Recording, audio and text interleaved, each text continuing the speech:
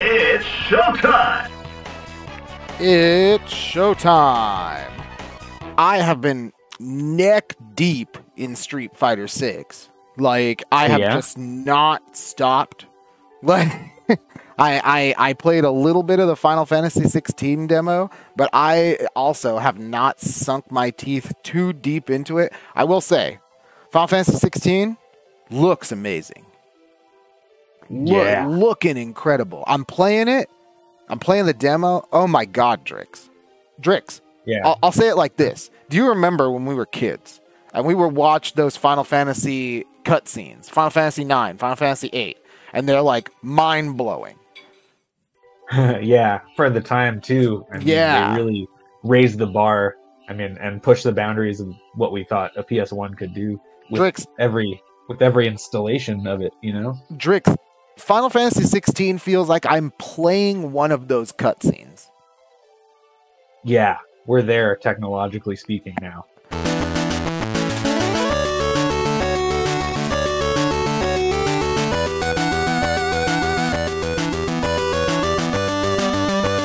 Got a little bit of news.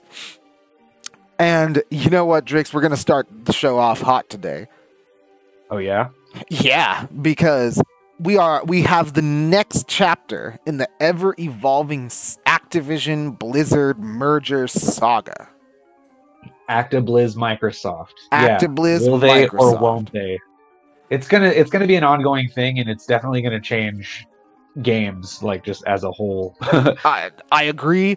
I definitely think this is the second the second biggest video game consolidation that we've seen in our history and the history of gaming. You know, the first time the names were EA and Crystal Dynamics and Squaresoft and Enix. You know, some of those names are still familiar. Capcom, but today, it's going to be a little bit different. And, you know, from The Verge, this is where I get it from. The headline reads, U.S. judge temporarily blocks Microsoft's attempt to buy Activision Blizzard. Getting into the article, it reads, the Federal Trade Commission filed a complaint on Monday seeking to get the restraining order and preliminary injunction, and the court has agreed to the restraining order while it considers that injunction. If the courts grant the injunction as well, the FTC would have the chance to make its legal case before any deal can be done.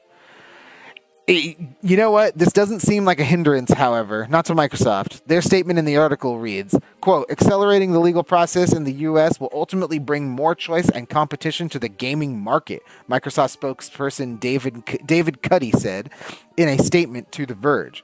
A temporary restraining order makes sense until we can receive a decision from the court, which is moving swiftly. Drix, Microsoft isn't scared.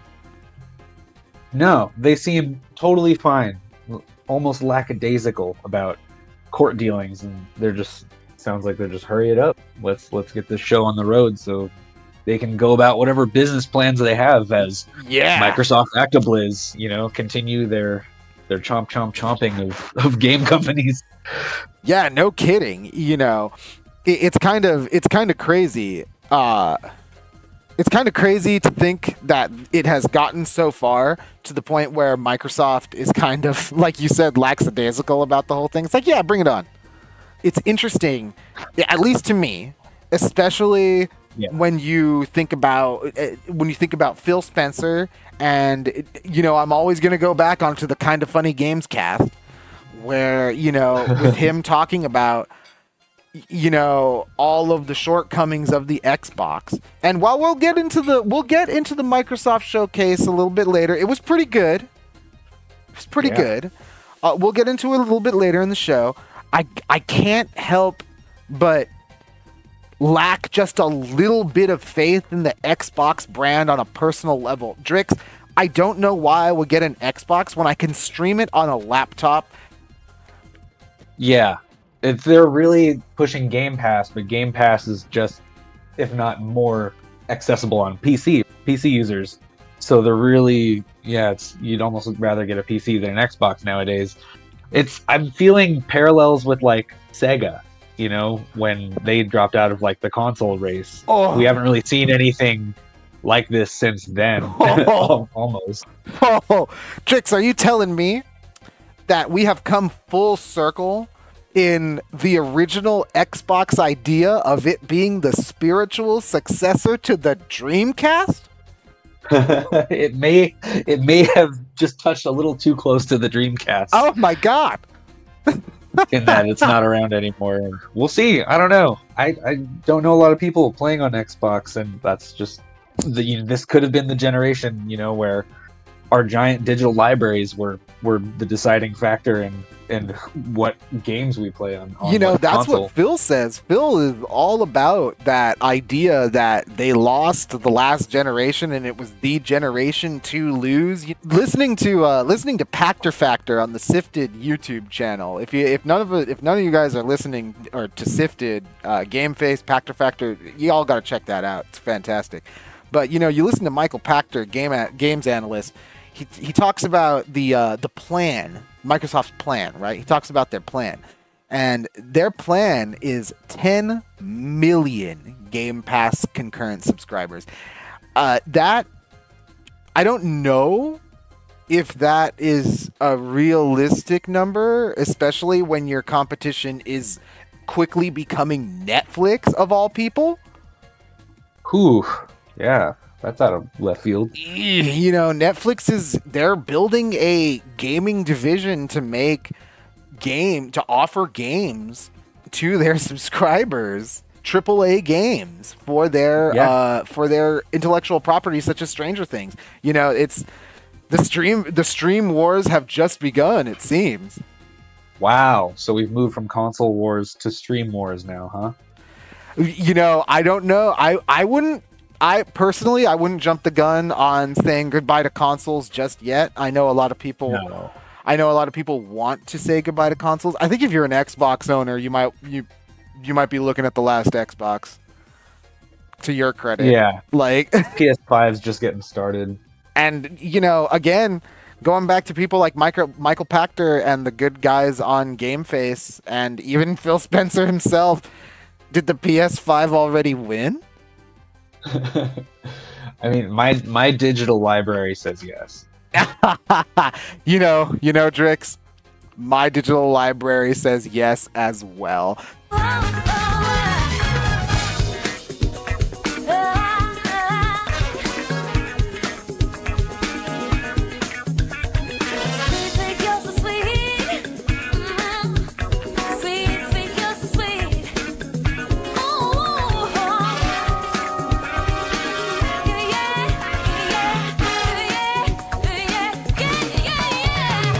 You know what, guys? It's time tonight for the new releases. Drix, are you ready for the new releases?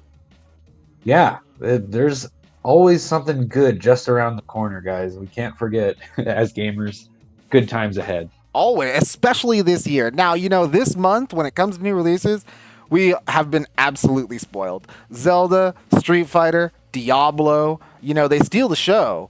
But Final Fantasy 16 is just a week away. You know what I mean? I don't think many people can handle so much entertainment. I mean, I barely can. I can barely play all of these games, including the Final Fantasy 16 demo that came out.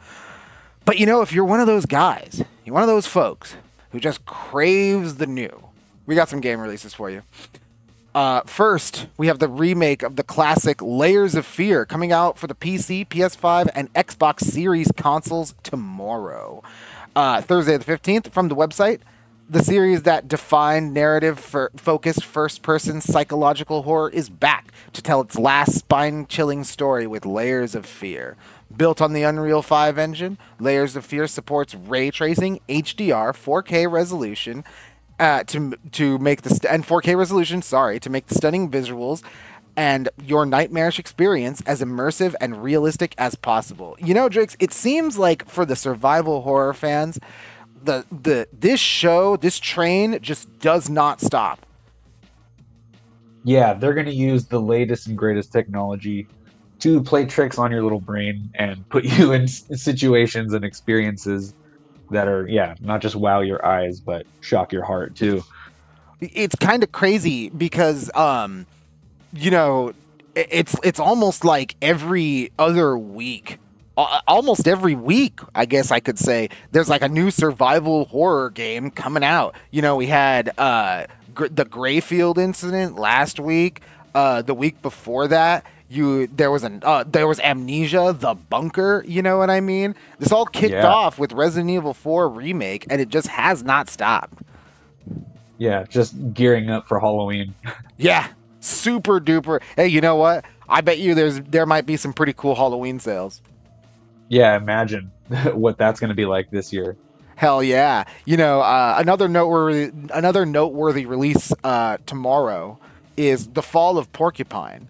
From the Steam page, The Fall of Porcupine is a unique story adventure, the collision of work and daily life, an exciting reflection of an unhealthy healthcare system. Experience the exciting story of Finley and his friends in a lovingly illustrated world, and uncover the darkest secrets of Porcupine and its residents. You know, I don't know if you played A Night in the Woods. This game has some heavy Night in the Woods vibes, and you know, it's perfect. Seems perfect for the people who enjoyed that game. I mean, you know, Night in the Woods was a little bit more psychological, like emotional, right? Very emotional game.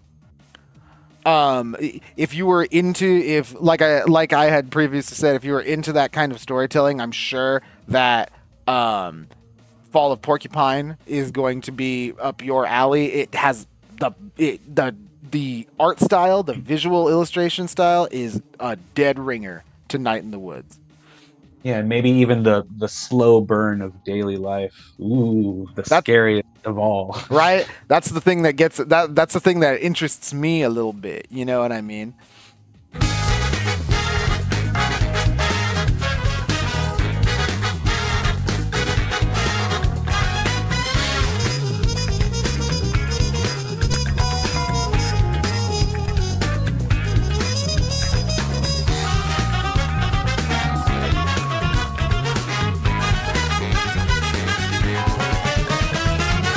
There's another group in the gaming ecosystem that has been going crazy in the last, I want to say, the better part of a decade. You know, been picking up names such as Gearbox, picking up names such as THQ Nordic. You know, these, like, got some heavy hitters underneath their belt. They're called Embracer Group. It's a name that gaming enthusiasts will know. These high-profile acquisitions have been going on pretty much since they've hit the scene. But however, on the 13th, they released an announcement of a comprehensive corporate restructuring. Oh, yeah. The headline. Look at this name for game fans. Ooh, indeed. The headline from Embracer.com reads, Embracer Group announces comprehensive restructuring program with immediate implementation. A quick scanning of the immediately following bullet points states commitments such as, quote, operational and financial measures to increase cash conversion, improve efficiency, and reduce capex, reaching a final net debt below SEK 10 billion by the end of the fiscal year 2023-2024, and, quote, reducing overhead costs by at least 10% or at least SEK 0.8 billion on a yearly basis compared to quarter 4 2022-2023 run rates. You know, all of this comes after news of a huge franchise deal falling through for the group, leading them to take this course of action. Drix, these guys have gobbled up gaming studios. Just a quick look of the acquisitions on, you know, you just Google it. Gets you right here on the Wikipedia list of mergers and acquisitions by the Embracer Group right here on Wikipedia. You know, in 2017, they started off with Black Forest Games. They went in to get Koch Media. Wow. That included Dambuster Studios and Volition. You know, They made games such as Maneater, the shark game. You know, they got Saber Interactive. They have Deep Silver. Yeah, must be hard to keep track of all those recently acquired resources. Yeah, I mean, 3D Realms, yeesh. Perfect World Interactive. Like, these are big names. They bought assets from Square Enix, Crystal Dynamics, Eidos Montreal, and Square Enix Montreal. Oh, whoa. You know, these guys mean business. Yeah, they're trying to make some games. But it sounds like they hit a pretty big financial pitfall with this deal falling through. And, you know, if you reading a little bit deeper into the article, and you know, you look over on like Crystal Dynamics themselves released a statement that says this isn't affecting the development of our games. But I got to imagine there's got to be some content getting cut, Drix. Yeah, they are looking for fat to trim in the wallet area. You know, this all comes also hot off the heels of essentially the big tech collapse because of the chip shortage, you know? Yeah, like that really constricted everybody being able to have their desired amount of processing power. all around something supply chain, cough cough. Right. You know, not just that, the reshuffling of big tech in the United States, you know, it's kind of insane to think about. I know Embracer Group, you know, we just talked about the acquisitions they made, and they're mostly European acquisitions. But over here in the States, you know, a lot of studios over here do contracts for a lot of those studios. You know, the game industry itself, it all kind of works together hand in hand. You know what I mean? You got these guys from these teams going over to here, helping with these guys, hiring this studio that's an outside studio to do these assets and this programming. You know, all that kind of, it all kind of melds together. But we'll see where these admittedly big franchises end up going.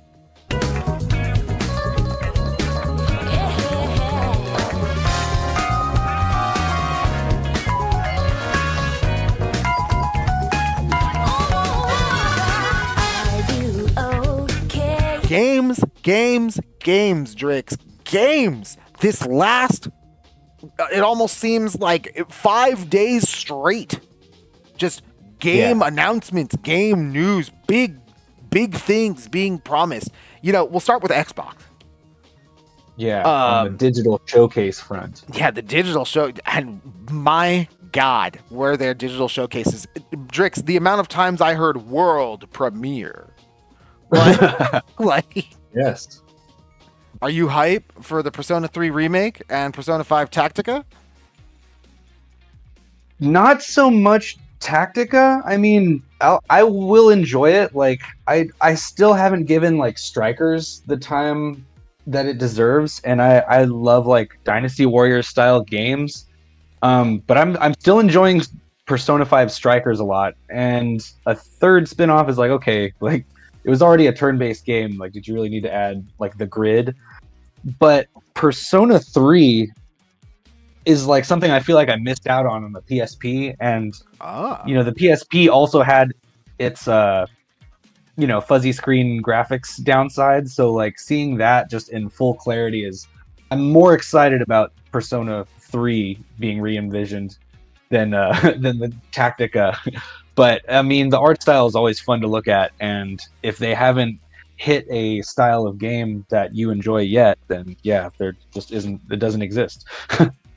I agree. Persona 3 is my favorite Persona. It's one of those. It's a weird Persona because, like, you know, there's a lot of different there's a lot of different Persona 3s, right? Like, there's Persona 3, there's Persona 3 FES, there's Persona 3 like Extra on the PSP. You know what I mean? With Dante, featuring Dante from Devil May Cry.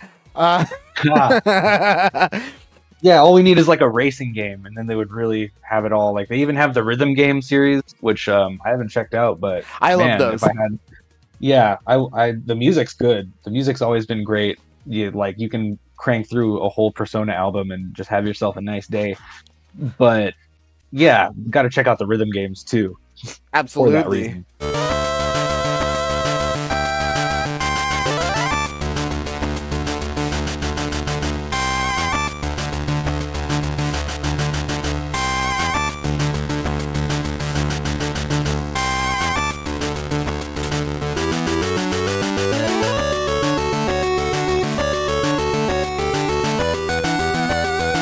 The thing that really got me was Like a Dragon, Infinite Wealth.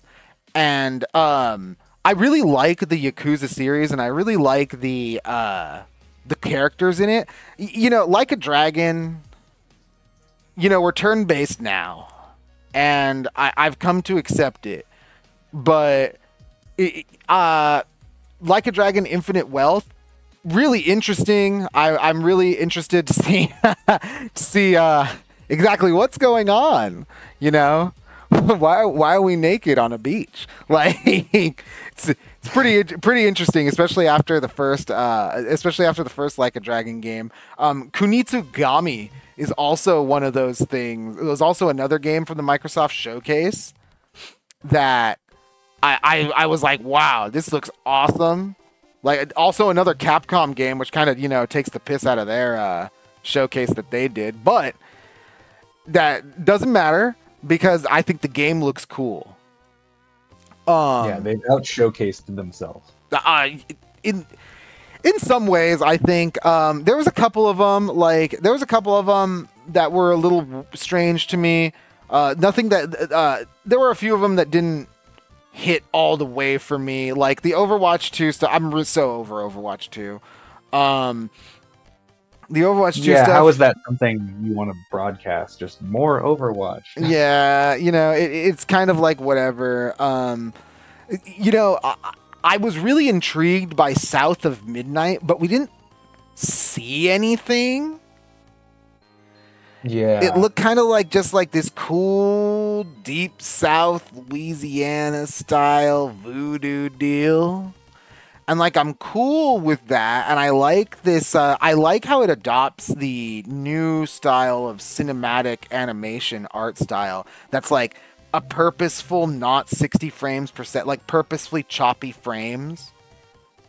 Yeah, they're really using cinematography and, visual effects in a different way that you wouldn't think of for games. Like it looks pretty cool like that, but honestly, I need some gameplay these days, man. Yeah, that's all anybody wants now. It's like it's almost, you're not going to get the earned hype that you deserve or that your marketing department might want if we don't see any actual gameplay. Yeah, because we can smell it out. We know what an ad is and what a game looks like. Yeah, we had that. Like that's kind of what fell flat for me for Fable as well. Like, Fable's cool and all, and I'm happy that they're redoing it, but I want to see some gameplay. Like, yeah, the jury's still out on that one. Yeah, I want to see some gameplay, especially, dude. Like, Drix, when push comes to shove, we even had cool indie standouts like 33 Immortals. 33 player co-op had gameplay footage. You had Payday 3. Yeah. People loved Payday, the first two Payday games. Payday 3 comes out. This showcase has gameplay footage. You have the new game from Obsidian. Co-op. Yeah, right. Sweet co-op. You got the new game from Obsidian, Avowed, had gameplay. Starfield. Oh my god. Like, Forza. Oh my god. Like, Microsoft Flight Simulator. Holy shit. Like, yeah, good year for Microsoft Flight Simulator. Like, oh my god, you have these, like, the Cyberpunk DLC was another one that kind of fell flat for me too, because, like, hey, you know what, in spite of, like, in the face of all the hate, I was a Cyberpunk enjoyer at launch. I played that game on a PC. It wasn't even on a great PC. I played it on high quality graphics. It worked fine. I loved Cyberpunk 2077. But you know what? Yeah, Keanu Reeves is back. Yeah, Idris Elba's here. But, like, what is the new things that we're adding to the game? It's a whole expansion. Yeah. Like... Yeah, I've already seen articles hyping it up, and we don't even really know what we're getting. You know, and I'm not saying that this I'm not saying that this was a bad showcase by any means. Like we'll get to a couple. We'll get to the next one that we're going to talk about was a little bit on the whatever side, but you know, this showcase was really good. It's just, man, these really super high profile games just it's hard to get excited for them when you got, I'm going to go back to it, 33 Immortals, man. 33 player co-op? Yeah. No, that's something everyone can enjoy. 33 man co-op? In the face of that, dude, you got to give me at least a little bit of gameplay.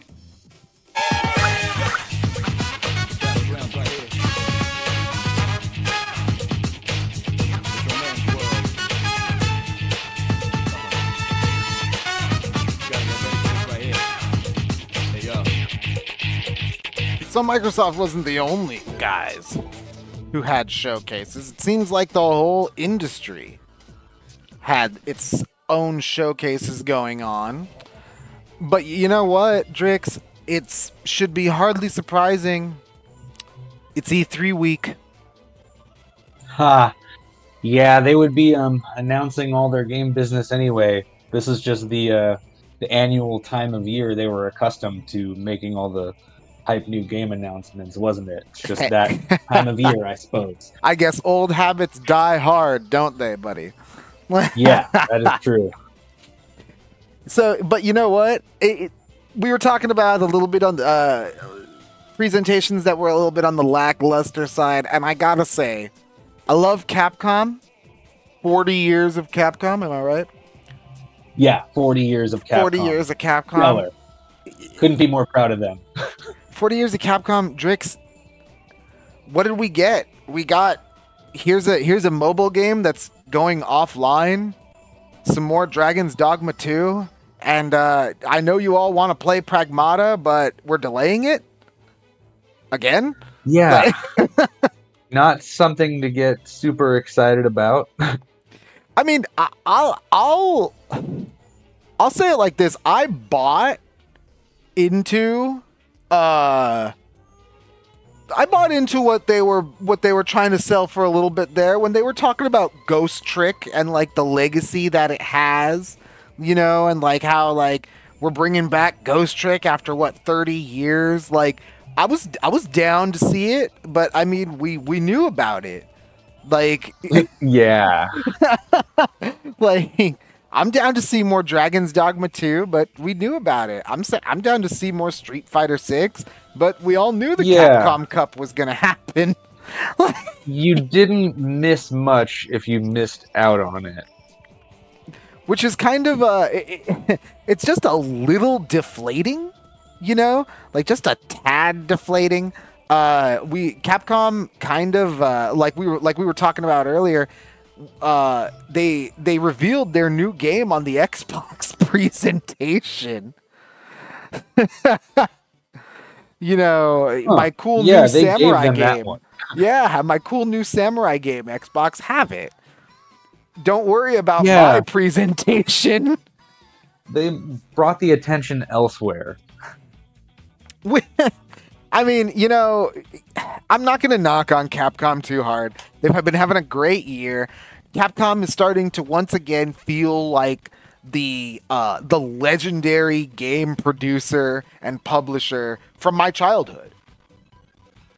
Yeah, they're even, man. I mean, we did just get another Street Fighter. I can't say anything bad about them while I'm still just grinding in World Tour mode and having a great time. Now with Create a Skater, you know. Seriously, here comes my Mohawk guy in the streets, and like the art that they've been giving you for unlocking stuff just for playing the game, it really shows like where the spirit of the company is. Yeah, I mean, not just that. You had the RE4 remake, which was fantastic. Like, yeah, Resident Evil 4 remake was great. You know, Capcom. I mean, I wasn't the biggest Dragon's Dogma fan. I got hung up on the jank. I'll say it like that. I got hung up on the Capcom-isms of it all.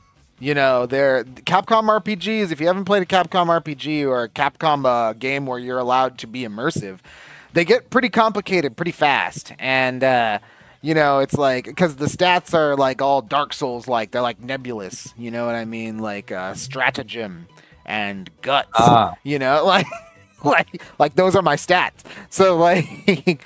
So that kind of stat balancing, when it's a little bit like I gotta like have my glossary, my ogre battle glossary to figure out what's going on in like these stats. Like I'm not super into that, but I will say the creature designs and the overall visual aesthetic of Dragon's Dogma 2, holy crap. Yeah, that's what you want to see. The monster manual. What's that looking like? Drix, you hit the nail right on the head. Like the monster manual, like this totally looks like the D&D monster manual come to life. Hot off the heels after we've had like 4 years of D&D games. Like yeah, and a movie. Like, you know, this Dragon's Dogma 2 comes out and it's like, nah, this is a Manticore. And you're like, oh, you're right. Yeah, they may have hit the nail on the head when it comes to timing that one. Yeah, seriously. Like, they really, really got that going. And you know what? I'll give Dragon's Dogma another shot if it looks that good. I love killing monsters. Funny enough, I'm not a Monster Hunter fan, but I like killing monsters. So yeah. You don't mind boss fight the game? I do not.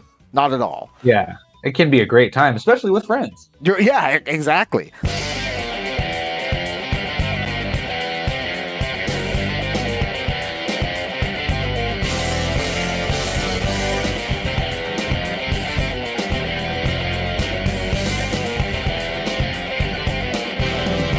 That wasn't the only thing the industry had to say for itself, because Ubisoft, you know, Ubisoft has not been having the greatest time in the industry. You know, Far Cry 6, I don't hear many people talking about it anymore. You don't. We've been hearing about Skull and Bones. The All-Star cast. Yeah, you had Giancarlo Esposito. Yeah, I mean, stellar performance, I'm sure, but I haven't gone out and put the time into, you know, open world Far Cry shooting game. Yeah, seriously. Hey, you know what? I'll say it like this: when you boot up a Far Cry game, you're in for a commitment. You know what I'm saying? Like those games are long. Like I need to make my way through 5. I was really enjoying that, and I just it's a lot of map to explore. A lot of Peggies out there, as they call them. Yeah, and I loved 5. I loved Far Cry 5. Yeah, I loved that game. Wonderful storytelling in just about every single one, as far as like, you know, exposés during open world explorations go. Yeah, seriously. You know, not just that, it's sad to see that series go on a downturn. You know, we have the Skull and Bones game we've been talking about it for like 6 years. Where is it? You know, they got a grant from the government of Singapore or some shit. Like, what the hell is going on with this game? Like, so, you know, it's good to see it here, but I gotta say, Drix, is this the Ubisoft Forward presentation, or was this Assassin's Creed Direct? Yeah. So Mirage is looking like it's doing all the heavy lifting. And, I mean, you got all the looks. You got Mirage. You got Codename Jade, the Assassin's Creed in Japan. You have Assassin's Creed in VR. Yeah, that's a cool step to take too. I think that's really cool. Deploy your wrist blade. You want to see it through the goggles, don't you? You know, VR. I think it's safe to say at this point, VR is like the new Wii, right? Like as far as gaming, you know, like it's cool and it's innovative, and the people who have it love it. but it's just not for everyone. Yeah, definitely not. You can't handle the glasses in front of your face for too long. I'm sure there are health reasons for that. Right, yeah. I mean, like I said, I know a couple people who have VR headsets, like Metas, you know what I mean? Like, they love them, Beat Saber a go-go, baby. And, who knows? This might be the bet, like, this Assassin's Creed VR might be the thing to push them forward. Or that whole VR idea. Yeah. You got to solidify your VR options for headsets too. True. Because those seem to be changing. Whether you got one for the PS4 and or 5, the Oculus or the Steam version, Steam VR. And some choices to make. So, and without a lot of reviews or referrals, how are you going to know where to turn? Yeah, at least that's where I know that's where I've been in the VR market. Yeah, and not just that, you got the Apple Vision Pro coming out soon, so like they're just around the corner. Like, and let's be real, you and I aren't really going to have an Apple Vision Pro, like, no. But I know at least one person who probably will. Yeah, and they'll have the Mac compatibility gaming problem too, maybe. So it's funny that you say that. So like, speaking of bringing it back around to gaming, like, when it comes to the hello Xbox, hello Batman, I don't think we're quite there, and I don't know if gaming is ever gonna get there.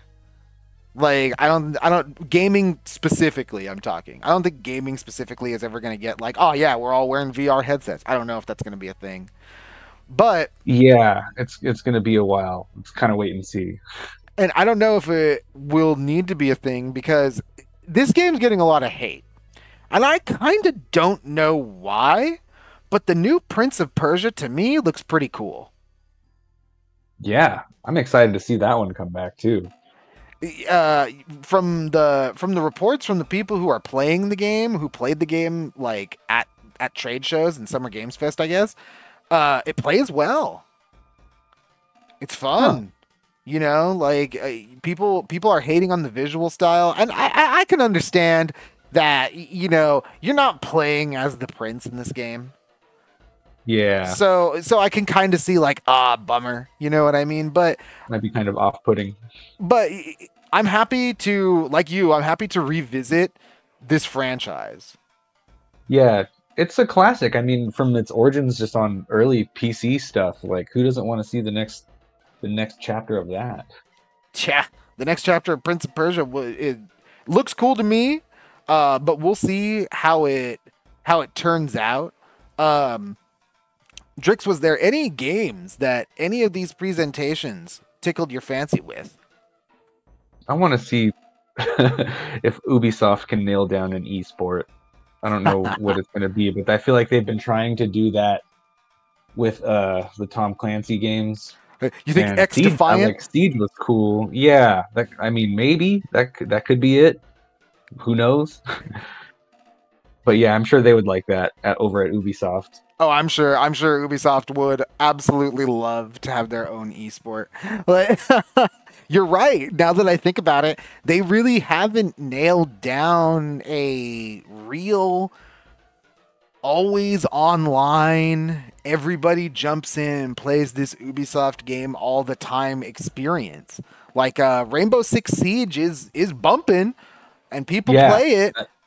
I love some Rainbow Six Siege, but yeah, as far as Tom Clancy games, as far as they could push that, maybe haven't seen much of it lately. Yeah, it's an interesting point when you put it like that. I didn't even think about that. I'm just so used to Ubisoft being the open world guys who I'm gonna go take out 80 bandit camps. You know what I mean? Like, yeah, maybe branch out of that open world market a little bit. That would be great to see from Ubisoft. It would be cool. Hey, you know what? You got me thinking about X Defiant. Here's hoping that game is pretty cool. Or ends up pretty cool, because I think you could play it now. Ooh, okay. We'll have to do some digging then. Yeah, there's digging to be done. Digging to be done.